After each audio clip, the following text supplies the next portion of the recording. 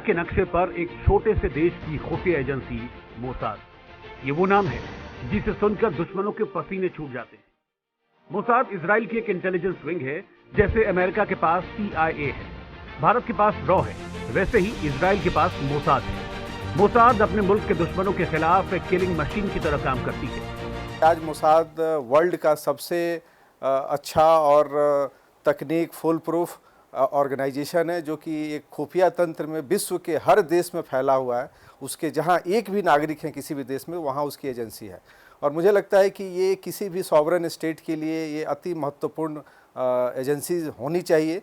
और आज के डेट में जो तकनीकी जो विकास हुआ है, उस तकनीकी विकास का अगर सबसे ज़्यादा यूटिलाइजेशन कोई करता है तो मोसाद के जो उसके जो सोल्जर्स हैं वो लोग करते हैं। और उन्होंने अपने ऐतिहासिक घटनाओं से, अगर हम ऐतिहासिक रूप से जब देखते हैं, जो उनका ऑपरेशन है वो कहीं ना कहीं बहुत ही फ्रूटफुल रहा है और सक्सेसफुल रहा है। और एक तरीके से पूरे वर्ल्ड में उनका एक जो रिजल्ट ओरिएंटेड वर्क है, इन्वेस्टिगेशन है, वो कहीं ना कहीं उनके इस पॉजिटिवनेस को बढ़ावा देता है।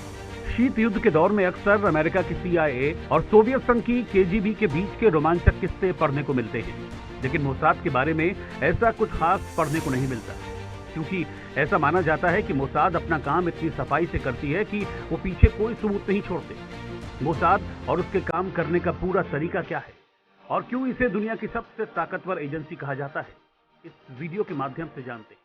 इजराइल की स्थापना के तुरंत बाद 13 दिसंबर 1949 के दिन मोसाद की नींव रखी गई थी।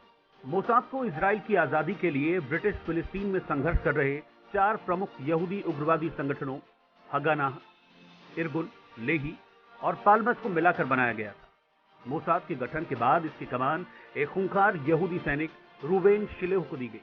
रूबेन शिलोह ने अपने कामों से पहले भी यहूदियों में काफी नाम कमाया था। मोसाद इजराइल की 3 सबसे बड़ी खुफिया संगठनों में से एक है, जिनमें मोसाद के अलावा अमन और शिन बेट शामिल हैं। गुप्त ऑपरेशन को अंजाम देने में मोसाद दुनिया की टॉप खुफिया एजेंसियों में से एक है। मोसाद के पास खुद के 2 काउंटर टेररिज्म यूनिट हैं। पहली यूनिट है मेटसाडा, जो दुश्मन पर हमला करती है। दूसरी यूनिट किडोन है। वैसे तो किडोन का काम गुप्त रखा गया है, लेकिन आमतौर पर यह आतंकियों के खिलाफ कार्रवाई करती है।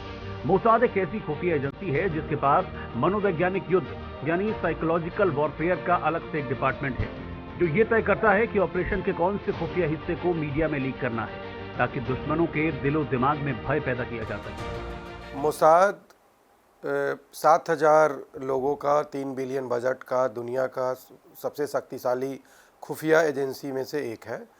और उसका साइकोलॉजिकल वारफेयर डिपार्टमेंट, एक उसके जो 7-8 डिपार्टमेंट है उसमें से एक साइकोलॉजिकल वारफेयर डिपार्टमेंट है।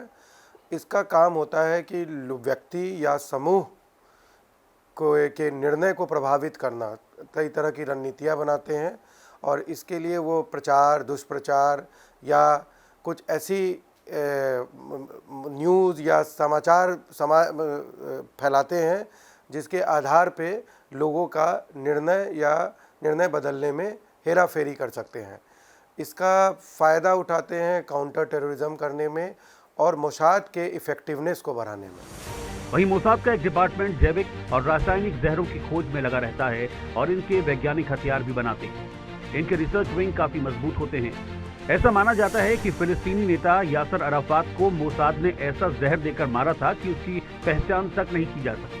मोसाद के पास ऐसी कई गोपनीय फाइलें मौजूद हैं जिनमें काफी अहम स्ट्रेटेजिक इंफॉर्मेशन है। इन फाइलों में दुनिया भर के नेताओं और प्रसिद्ध लोगों की पूरी जन्म कुंडली होती है, जिससे मोसाद को पता लगता है कि उस व्यक्ति से जानकारी हासिल करने के लिए पैसे की जरूरत होगी या फिर उसके लिए हनी ट्रैप ठीक रहेगा। मोसाद के एजेंट्स को बेहतरीन ट्रेनिंग दी जाती है और वो दुश्मन का खात्मा किए बिना मिशन को अधूरा नहीं छोड़ते, चाहे उसमें कितने ही साल क्यों न लग जाएं।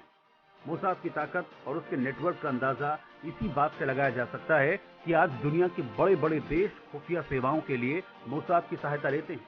यहाँ तक कि कई देशों के खुफिया एजेंट्स को भी मोसाद से ट्रेनिंग लेने के लिए इजराइल भेजा जाता है। ऑपरेशन थंडरबोल्ट हो या और दूसरे जो ऑपरेशंस हुए हैं, जैसे उन सब ऑपरेशंस में उनके कार्य करने के तरीके को जो आप देखिएगा तो बहुत ही खुफिया तरीके से इंफॉर्मेशंस को कलेक्ट करते हैं और उस पे काम करते हैं। जैसे इराक पे अमेरिका ने तो बाद में हमला किया, लेकिन इन मोसाद को पहले से पता था कि इराक में न्यूक्लियर बम बनेगा और इराक एक बहुत बड़ी शक्ति के रूप में वहाँ न्यूक्लियर पावर बन सकता है। तो उसने क्या किया कि मोसाद ने सारा खुफिया कलेक्ट किया और वहाँ जाकर न्यूक्लियर प्लांट पे अटैक किया और उसको पूरा बर्बाद किया। मोसाद को जिस सबसे बड़ी खूबी के कारण जाना जाता है वो है फॉल्स फ्लैग ऑपरेशन यानी कोवर्ट ऑपरेशन। इस तरीके के ऑपरेशंस में मोसाद को महारत हासिल है। वैसे तो इजराइल का हर व्यक्ति सैनिक है और इजराइल में रहने वाले सभी नागरिकों के लिए सैन्य ट्रेनिंग जरूरी होती है, लेकिन मोसाद में शामिल होने वाले जवानों को अलग से स्पेशल ट्रेनिंग दी जाती है। जब एजेंट ट्रेनिंग के सारे पड़ाव को पार कर लेता है तभी उसे मैदान में उतारा जाता है। दुश्मन को चकमा देने की कला हो या मारकर गायब हो जाने वाली किल एंड फ्ली तकनीक हो, मोसाद के एजेंट सब में एक्सपर्ट होते हैं। मोसाद के एजेंटों ने अरब मूल के परमाणु वैज्ञानिकों की हत्याएं करने का भी काम किया है ताकि अरब देशों के परमाणु बम बनाने की महत्वाकांक्षाओं को रोका जा सके। मोसाद ने अपने 74 सालों की जर्नी में 2700 से भी ज्यादा ऑपरेशंस को अंजाम दिया है।